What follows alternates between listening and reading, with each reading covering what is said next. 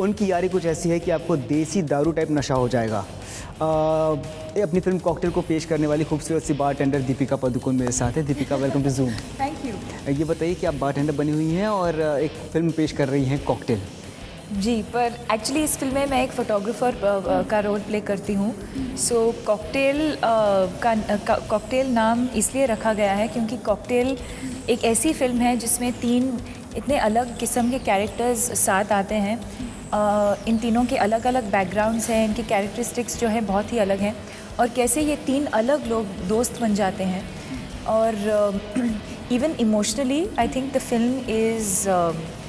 the film is a roller coaster of various emotions and 3 different journeys, and I think that's why the film is called Cocktail. Okay, काफ़ी bold dialogues है promos में, मैंने जैसा आपकी promos देखे हैं, ठीक है। तो एक पर्टिकुलर डायलॉग जो आपका है, जो आप खुद भी जानती होंगी।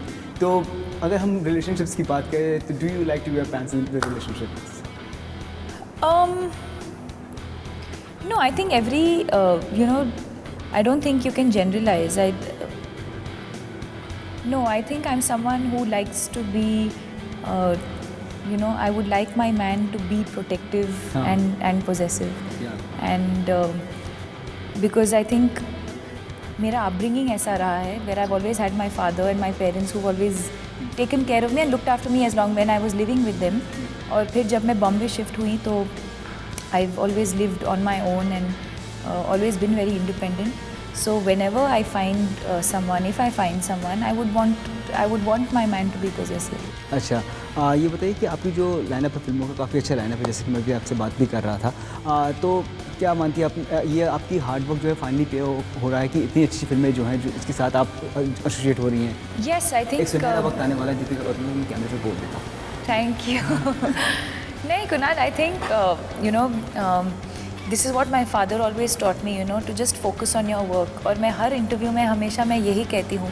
लोग हमेशा कहते हैं कि 3 साल के बाद आप अपने आप को कहाँ देखते हो, या क्या आप नंबर 1 बनना चाहते हैं, ये वो।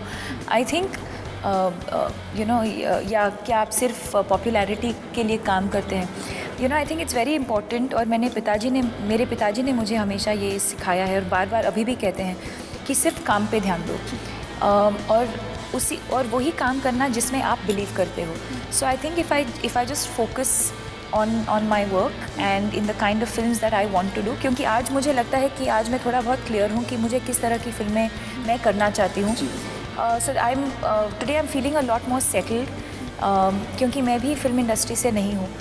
मुझे भी थोड़ा वक्त चाहिए था to sort of experience working with different people, experience different kinds of films, and I feel like in the last 1 or 2 years I've needed that time to settle down, और आज मैं बहुत comfortable feel हो रही हूँ। So it's important to me to focus on my work and enjoy my work. काम को enjoy भी करना बहुत ज़रूरी है। But has your experience gone wrong somewhere, because recently there was the controversies and the rumors about race 2 and stuff. So has that been gone somewhere wrong, और क्या comfort level कम हो जाता है? No, absolutely not. Comfort level कम हो जाता होगा, पर उसी मेकर के साथ हम वापस काम करेंगे? नहीं, ऐसी कोई बात नहीं है। इन फैक्ट मैं बार बार यही कहती हूँ कि कभी कभी एक छोटी बात को लेकर बहुत बड़ा स्पेकुलेशन बन जाता है और फिर इसके बाद आर्टिकल्स छपते हैं। सो आई थिंक फ़िलहाल I'm shooting. I just finished a big schedule for Race in Turkey, and it's gone off really well, and I'm a part of the film, and I'm glad that everything worked out.